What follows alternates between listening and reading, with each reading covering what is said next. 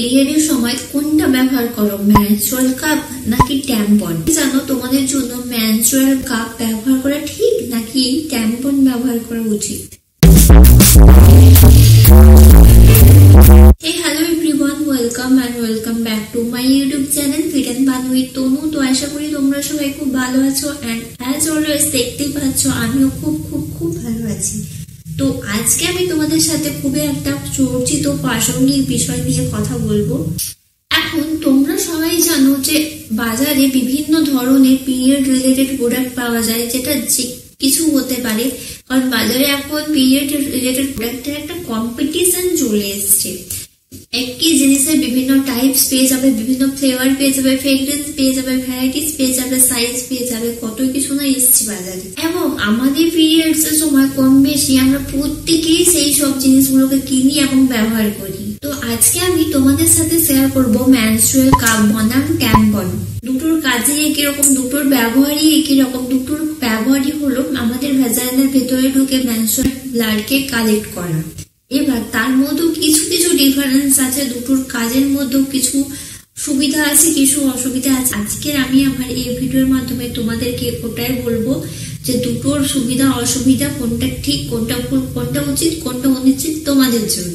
আচ্ছা, তোমরা কি জানো যে মেনস্ট্রুয়াল কাপ এবং ট্যাম্পন দুটোই কিন্তু একই সময়ে তৈরি। অ্যাকচুয়ালি মানে একদম হিসাব মতো দেখতে গেলে ট্যাম্পন কিন্তু মেনস্ট্রুয়াল কাপের থেকেও আগে আবিষ্কার হয়েছে, কিন্তু আমাদের মধ্যে কম বেশি আমরা প্রত্যেকে মেনস্ট্রুয়াল কাপকে বেশি করে জানি, ট্যাম্পনের সম্বন্ধে আমরা কেউ অতটা পরিচিত নয়। ধীরে ধীরে 21st সেঞ্চুরিতে এসে আমরা এর সম্বন্ধে জ্ঞান লাভ করছি বা জানছি, এর ব্যবহার আমরা বুঝতে পারছি। আসলে এখন আমাদের মেন মোটিভ হচ্ছে পরিবেশকে রক্ষা করা। তো সেই খাতিরে আমরা ট্যাম্পন ইউজ করা, স্যানিটারি প্যাডস ইউজ করা দুটোই কিন্তু সমান।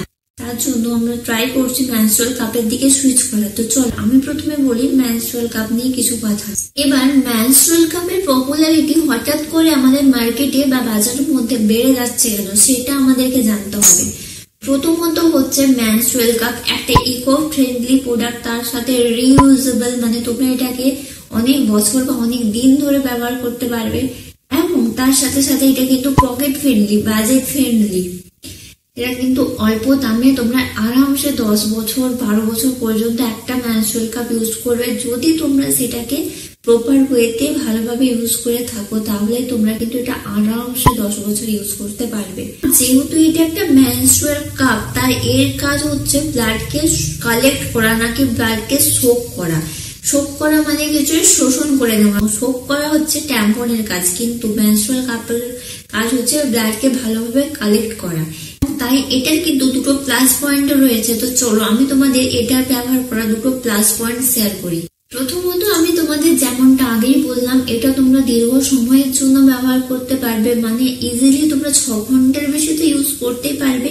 এবং কোনো সময় যদি তোমাদের ব্লাড ফ্লো একটু কম হয়, সেটা তোমরা ইজিলি 10 ঘন্টা পর্যন্ত ক্যারি করতে পারবে। এটা হচ্ছে সব থেকে বেশি সুবিধা। এবার দ্বিতীয় যে পয়েন্টটা, সেটা হচ্ছে তোমরা ব্লাডের একটা মাত্রা বুঝতে পারবে, যে তোমাদের পিরিয়ডের সময় যে ব্লাডটা যায় সেটা পরিমাণে অত্যাধিক যাচ্ছে না পরিমাণে কম যাচ্ছে, সেটা কিন্তু তোমরা মেনস্ট্রুয়াল কাপের মাধ্যমে জেনে যাবে। মেনস্ট্রুয়াল কাপে অনেক সময় দেখবে এই সাইড বরাবর লেখা থাকে 10 ml, 15 ml, 20 ml এভাবে ফলফল লেখা থাকে। এবার তোমরা সেখান থেকে বুঝতে পারবে তোমাদের পিরিয়ডের ব্লাড ফ্লো কতটা। আমাদের মধ্যে অনেকের ক্ষেত্রে এই প্রবলেমটা হয়ে থাকতে পারে, যেটা হচ্ছে পিরিয়ডের ব্লাড অত্যাধিক যাওয়া। সেক্ষেত্রে তোমাদের ডাক্তারের কাছে যেতে হয়, এবং ডাক্তার যেখানে যদি কোশ্চেন করে তোমাদের যে কতটা পরিমাণে ব্লাড যাচ্ছে, সেখানে তোমরা একটা আন্দাজ মতো বলতে অসুবিধা হয়। কিন্তু এই কাপের মধ্যে কিন্তু তোমরা তোমাদের এই এমএলটা ভালোভাবে বুঝতে পারবে যে অ্যাকচুয়ালি তোমাদের পিরিয়ড ব্লাড কতটা করে যাচ্ছে একবার ইউজে। এই কাপের মাধ্যমে মেপে সঠিক মাত্রায় যদি বলতে পারো, তাহলে কিন্তু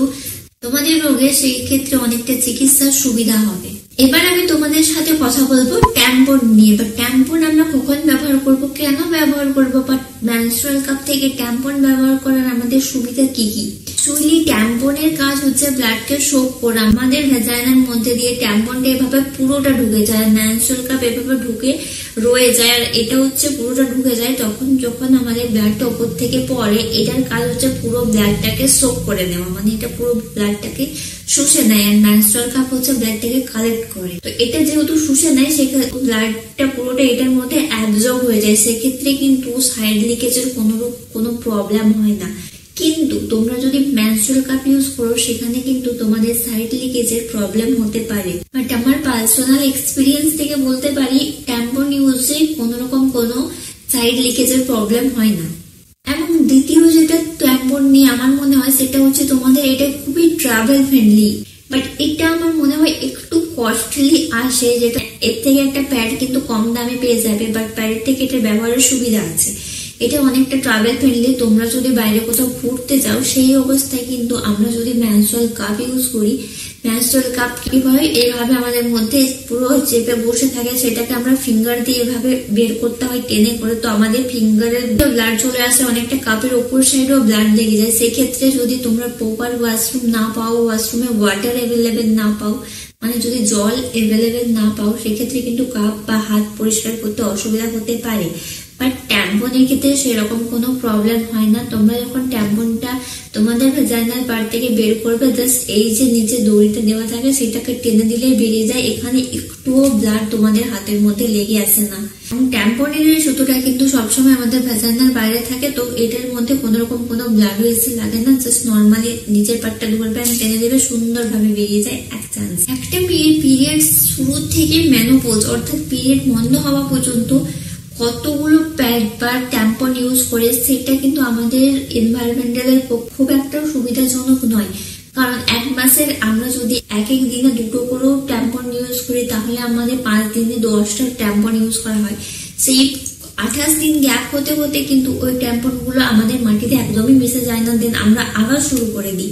তো এটা একদমই ইকো ফ্রেন্ডলি নয়। তোমরা ইকো ফ্রেন্ডলি প্রোডাক্ট হিসেবে চাইতে গেলে কিন্তু menstrual cup menstrual cup insert করতে অনেকের অনেক প্রবলেম হয়, কারণ মেনস্ট্রুয়াল কাপের তোমরা হয়তো কোনো রকম ভাবে ফোল্ড করতে পারো না, বা ওপেনের প্রবলেম হয়, ভেতরে কি এভাবে মুড়ে রয়ে যায়, তার জন্য তোমাদের ব্লাডটা সাইড লিকেজ থেকে হয়ে যায়। তো তোমাদের ভ্যাজাইনাতে মেনস্ট্রুয়াল কাপ ইনসার্ট করতে অনেকটা প্রবলেম হবে, কারণ অনেক ফোল্ডের ব্যাপার থাকে, বাট তার উপরে এটার হোলটা অনেকটা বড় হয়ে থাকে। তো প্রথম তোমরা স্টার্ট করবে ট্যাম্পন ইউজ করা। ট্যাম্পনের যেগুলো রেগুলার ফ্লো হয়, একদম সাইজটা ছোট হয়, তারপরে তোমরা সুপার প্লাস সাইজ, এভাবে সাইজটা বড় করবে, দেন লাস্টে এসে কিন্তু তোমরা মেনস্ট্রুয়াল কাপের দিকে সুইচ করে যেতে পারো। এই ছিল মেনস্ট্রুয়াল কাপ বনাম ট্যাম্পনের কিছু বেসিক পার্থক্য। খুব একটা বেশি ডিফারেন্স নেই, দুটোর কাজ একই, দুটো সিজ দেখি কিভাবে ব্যবহার করতে হয়, সবকিছুই একই, জাস্ট কিছুগুলো পয়েন্ট একটু আলাদা। মেনস্ট্রুয়াল কাপ একটু ইকো ফ্রেন্ডলি হয়, বাজেট ফ্রেন্ডলি হয়, সেই তুলনায় ট্যাম্পন একটু হায়ার বাজেট হয়, বা এটা পরিবেশের জন্য অতটাও ইকো ফ্রেন্ডলি নয়। এই হচ্ছে বেশ কিছু বেসিক পয়েন্ট বা বেসিক ডিফারেন্স।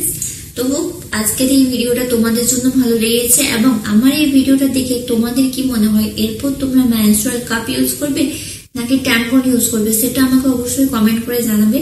তো চলো, দেখা হচ্ছে তোমাদের সাথে পরের কোনো ভিডিওতে। আজকের মতো এই ভিডিওটা শেষ করছি। প্লিজ আমি সবাইকে রিকোয়েস্ট করছি, তোমরা তোমাদের মতামত আমার কমেন্ট বক্সে এসে জানো। দেখা হচ্ছে পরের কোনো ভিডিওতে। ততক্ষণ সবাই খুব ভালো থেকো। Have a good day guys. Tata, bye bye.